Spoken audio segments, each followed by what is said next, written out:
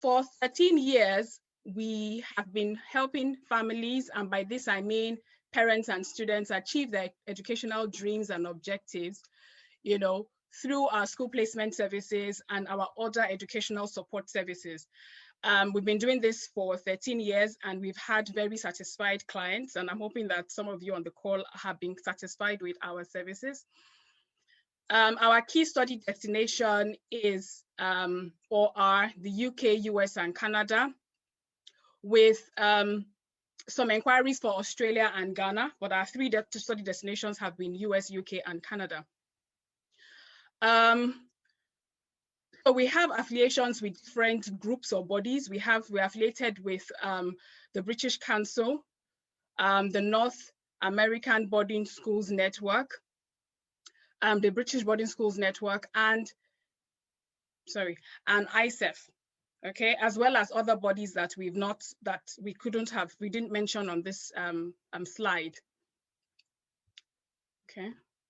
All right, so our sharing points for today would cover visa application tips.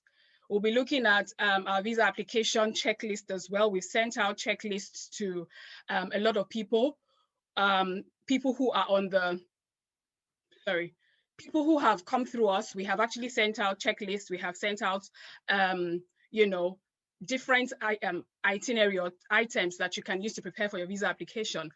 So we're also going to be talking a bit about your travel checklist. Of course, your travel checklist is based on your preference. So some of you might decide what you want to bring, but we're going to be sharing some things that we feel that you could consider while preparing for your travel. And of course, we're going to be talking about how to maximize your studentship. So the visa application tips. We hope to share these few points. We know that there are lots of things that you should know. However, one of the things that we try to encourage is the desire or the ability to apply early. So we try to encourage early applications. Now, at this point, anytime between June and July is about ideal, However, if you have everything ready, you can apply about now. August might be okay, but we try to make sure that you apply early. And we say this because a lot of times there are lots of students that apply all at the same time, and it becomes overwhelming even for the consulate to attend to different applications, at the same time. So it's always important that we apply early. For those going to Canada, of course, it's non-negotiable. You have to apply early. So for those that are going in September to Canada, for the Nigerian Student Express entry, you have to have applied by 15th of May. So we had an application done about that time, so that results will come out about August 6th precisely. So between now and then, of course, the results for the visa would have been out.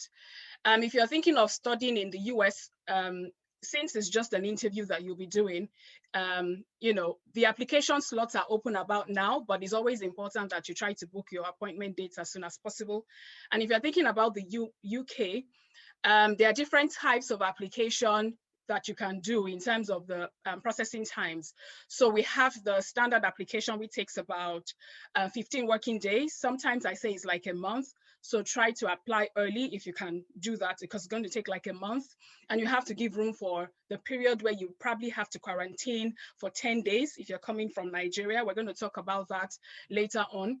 And of course, if you're applying for the priority visa, which takes about 5 working days, sometimes it exceeds that. Sometimes it goes for as far as 2 weeks. You have to try to apply early as well. And then we have the super priority, which comes out in about 1 to 2 days. Of course, all of these applications have different fees and fee implications. So you have to consider which one you'll be wanting to go for. Then we also talk about people making sure that your finances are correct and accurate and checked. So we have this owanda.com, which we have sent out to our students, and you have to check your finances in line with owanda.com.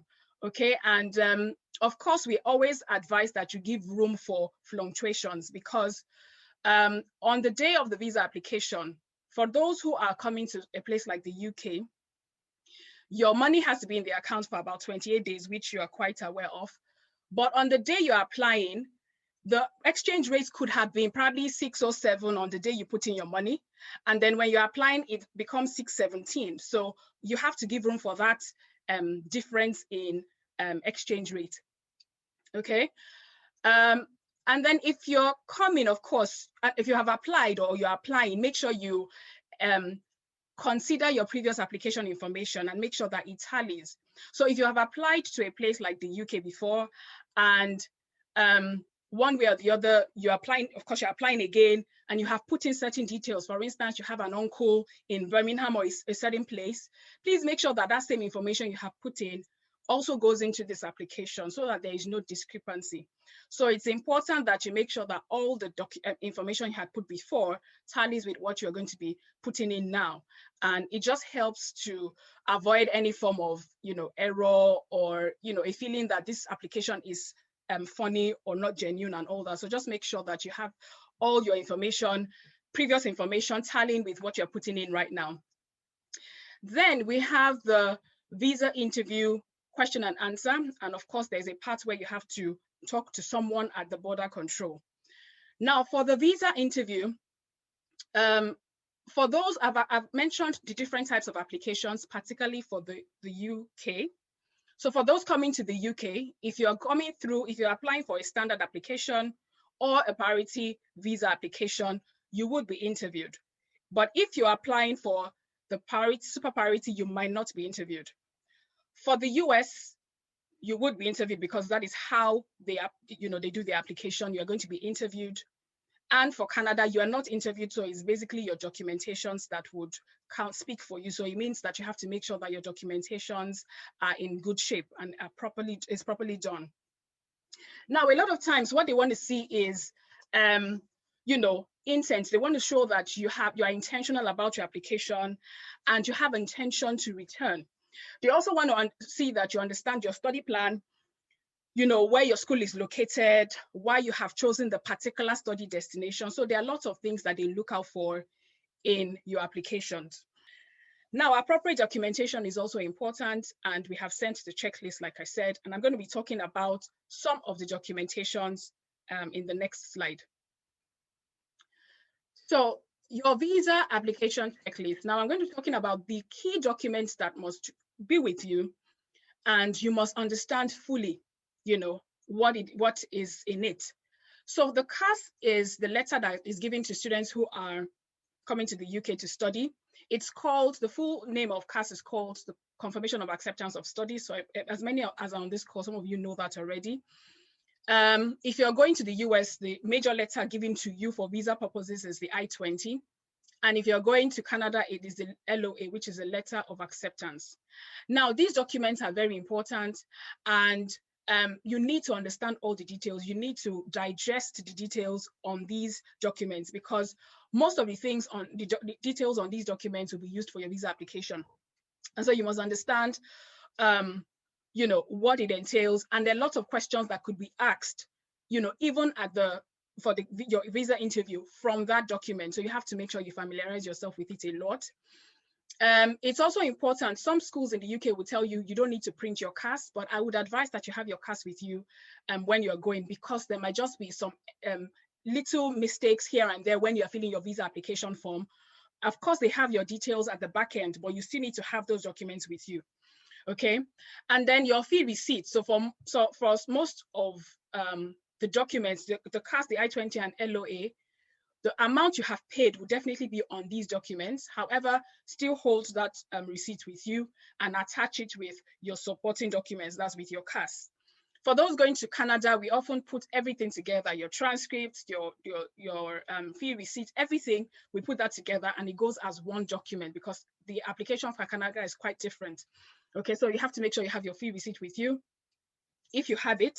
If you don't have it, of course, just once you print your CAS statement, that will be fine, or your final letter, that will be fine. Now, calculating your finances for visa, we have mentioned this, of course, the OANDA rate, and I've also sent out a template on a one-pager on how to calculate your finances. But I also want to say that when you are printing out your bank statement, now your bank statement should be, for those going to the UK now, your bank statement must be 28 days ready, meaning that, you put money in the account, wait for 28 days before you can apply. And ideally, you have to apply 31 days after, nothing more than 31 days after the 28 days. So you cannot start applying 2 months after. That won't be acceptable. So you have to apply 31 days after. Also, we always advise that you do a transaction before you print your bank statement, so that they can see a closing balance. If you print your bank statement after 28 days, you know that when you're printing a document, it cuts up, there's no transaction in between, and it's just it could just be a one pager.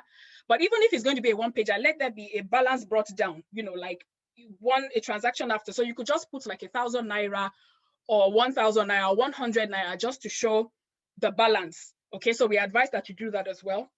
And then, okay, we've mentioned as well that you should leave room for fluctuations. So when you are putting your money in, please leave room for fluctuations as well. Medical. So for those going to the US, you don't need any form of medical documentation. For Canada, you could do a pre-medical, or you could apply and then do a medical later on. For Canada, of course, you need to have a TB test. And when somebody had asked me what is TB test, I said it's tuberculosis test. So you have to have a tuberculosis test done at the center. Of course, a link would have been sent to you. And if you need a link, you can get across to me, or you could get it online. There are 2 centers in Nigeria, which is strange. We have one in Ikeja, in Lagos, and one in Abuja. So it's quite chaotic right now, and it's important that you make sure that you get your TB test done early. Right now, I heard that there's a very long backlog. So you might have to even attend the center, not applying online. You have to attend the center to book your medical. So if you've not done that, please try and make sure that you do that as soon as possible. Your supporting documents. Now, for supporting documents, we have sent a checklist already, like I mentioned. However, there are some supporting documents that you might need to add to include to the list that we sent out. So supporting documents could be marriage certificate. If you know that you're married, you have change of name, please, include your marriage certificate, or your birth certificate for the children. So if you're coming with children, please come with their birth certificates, or attach their birth certificates as well as proof of relationship. Affidavits could come with maybe change of name, or there's an error on your passport or something. You have to put those documents as well. Then, of course, you need consent letters. So for those who will be using probably a parent's bank statement or somebody else's bank statement, but ideally, it would be ideal for all students to use their bank statements. But if you're using a parent's bank statement, you need to put a couple of letters. You need to put a permission to use the bank statement letter, and you need to put a letter of sponsorship. So there are also templates that we have, and that if you need, you could send us a message and we'll get across to you.